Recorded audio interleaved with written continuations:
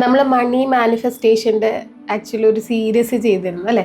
എന്താണ് മണി ബ്ലോക്കുകൾ, അല്ലെങ്കിൽ എന്തൊക്കെയാണ് നിങ്ങളുടെ മണിയെ ബ്ലോക്ക് ചെയ്യുന്ന എനർജി കാര്യങ്ങൾ എന്നൊക്കെ, ലിമിറ്റിംഗ് ബിലീഫ്സ് എന്തൊക്കെയാണ്, അങ്ങനെയുള്ള കാര്യങ്ങളൊക്കെ ചെയ്തു. സോ അന്ന് അതിനോടൊപ്പം ചെയ്യേണ്ടിയിരുന്ന ഒരു പ്രധാനപ്പെട്ട കാര്യമാണ് ഇന്ന് ചെയ്യുന്നത്. എൻ്റെ ഒരു, അല്ലെങ്കിൽ നോർമലി ഉള്ള ഒരു മണി മാനിഫെസ്റ്റേഷൻ റുട്ടീൻ.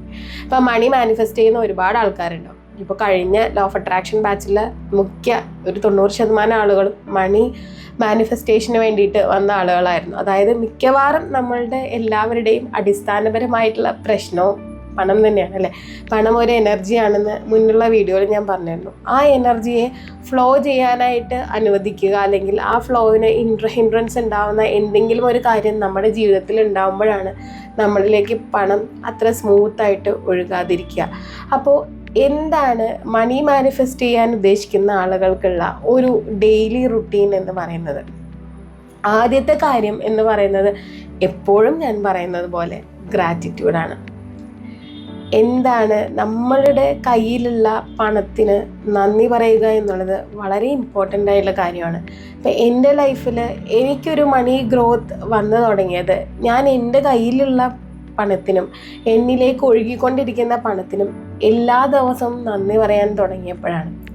അപ്പോൾ ആദ്യത്തെ കാര്യമെന്ന് പറയുന്നത് നമ്മുടെ കയ്യിൽ ഉള്ളതിന് നന്ദി പറയുക എന്നുള്ളതാണ്.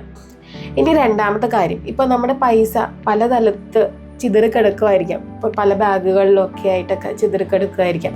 നിങ്ങളൊരു പേഴ്സ് എടുക്കുക, എന്നിട്ട് ഈ ചിതറിക്കിടക്കുന്ന എല്ലാ പൈസയെ വളരെ റെസ്പെക്റ്റ്ഫുള്ളായിട്ട് തന്നെ അത് കളക്ട് ചെയ്ത് ഒരു പേഴ്സിലേക്ക് ഇട്ട് വയ്ക്കുക.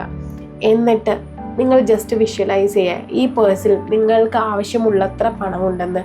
എല്ലാ ദിവസവും ഈ പേഴ്സ് കയ്യിലെടുത്തുകൊണ്ട് ഐ ഹാവ് ഇനഫ് മണി, അല്ലെങ്കിൽ നമുക്ക് ആവശ്യമുള്ളത്ര പണം, അതിൻ്റെ കറക്റ്റ് റിക്വയർമെൻ്റ് എത്രയാണ് എന്നുള്ളത് പറഞ്ഞുകൊണ്ട് തന്നെ ഇത്രയും പണം എൻ്റെ കയ്യിലുണ്ട് എന്നുള്ള രീതിയിൽ വിഷ്വലൈസ് ചെയ്യുക.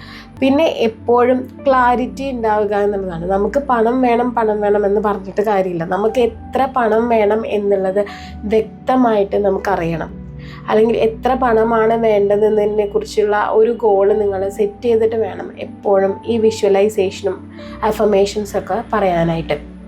ഇനി മൂന്നാമത്തെ കാര്യം എന്ന് പറയുന്നത്, നമ്മൾ എന്ത് കാര്യം വാങ്ങുമ്പോൾ, അതൊരു സേഫ്റ്റി പിന്നാവട്ടെ, എന്ത് കാര്യം വാങ്ങുമ്പോഴും എൻ്റെ കയ്യിൽ, അല്ലെങ്കിൽ എനിക്കത് വാങ്ങാൻ കഴിവുണ്ട് എന്ന് പറയുക. ഇപ്പോൾ നിങ്ങൾ ഓൺ ദ വേ റോഡിലൂടെ പോകുമ്പോൾ വഴിയിലൊരു കാര്യം കാണുകയാണെങ്കിൽ തന്നെ അത് വളരെ എക്സ്പെൻസീവ് ആണെങ്കിലും എനിക്കത് വാങ്ങാൻ കഴിയുമെന്ന് നിങ്ങളുടെ ഉള്ളിൽ പറയുക. അതുപോലെ തന്നെ നമ്മൾ വാങ്ങുന്ന ഓരോ കുഞ്ഞു കാര്യത്തിനും നന്ദി പറയാം. നമ്മൾ ഒരുപാട് കാര്യങ്ങൾ ചിലപ്പോൾ ചെറിയ എമൗണ്ട് കൊടുത്തിട്ടാണെങ്കിലും പല കാര്യങ്ങൾ, ഇപ്പോൾ നേരത്തെ പറഞ്ഞ പോലെ സേഫ്റ്റി പിന്നാണെങ്കിൽ നമ്മൾ വാങ്ങുന്നുണ്ടെങ്കിൽ അത് വാങ്ങാൻ എനിക്കുണ്ടായിരുന്ന പൈസയ്ക്കുള്ള ഗ്രാറ്റിറ്റ്യൂഡ് പറയുക. അപ്പോൾ എനിക്ക് ഉണ്ട് എന്നുള്ള ഒരു ഫീലിംഗ് നമുക്കുണ്ടാവും. ഇനി അടുത്ത 21 ദിവസത്തേക്ക് എനിക്കില്ല, എനിക്ക് കടമാണ്, എനിക്ക് ബുദ്ധിമുട്ടാണ്, എൻ്റെ കയ്യിൽ പണമില്ല, അങ്ങനെ ഇല്ല, വേണം, മതിയാവുന്നിടത്തോളം ഇല്ല, കടമുണ്ട്, ബുദ്ധിമുട്ടുണ്ട് എന്നുള്ള നെഗറ്റീവ് ടോക്സ് പറയാതിരിക്കുക. നമ്മൾ പറയുന്നതിനെക്കുറിച്ച് ശ്രദ്ധിക്കുക. നമ്മൾ എന്താണോ പറയുന്നത് അത് നമ്മുടെ ജീവിതത്തിലേക്ക് കണക്റ്റായി വരും. സോ എന്താണോ പണത്തെക്കുറിച്ച് നിങ്ങൾ പറഞ്ഞുകൊണ്ടിരിക്കുന്നത് എന്നുള്ളത് നിങ്ങളൊന്ന് ശ്രദ്ധിക്കുക. നെഗറ്റീവാണ് നിങ്ങളുടെ ടോക്കെങ്കിൽ അത് പോസിറ്റീവായിട്ട് മാറ്റുക. അപ്പോൾ ഇത്രയും കാര്യങ്ങൾ നിങ്ങൾ നിങ്ങളുടെ ജീവിതത്തിൽ ശീലമാക്കുക. അതോടൊപ്പം എല്ലാ ദിവസവും എനിക്ക് ആവശ്യത്തിലധികം പണമുണ്ടെന്നും എന്നിലേക്ക് പണം വന്നുകൊണ്ടിരിക്കുകയാണെന്നും ഞാൻ പണത്തെ സ്നേഹിക്കുന്നു എന്നുള്ള രീതിയിലുള്ള അഫർമേഷൻസ് എല്ലാ ദിവസവും കിടക്കുന്നതിന് മുമ്പ് പറയുക. അപ്പോൾ ഇത്രയും കാര്യങ്ങൾ ഒരു 21 ദിവസം നിങ്ങൾ പ്രാക്ടീസ് ചെയ്ത് നോക്കുക. എന്നിട്ട് എന്ത് മാറ്റമാണ് മണിയുടെ ഏരിയയിൽ നിങ്ങൾക്കുണ്ടായതെന്ന് കമൻറ്റ് ചെയ്യുക.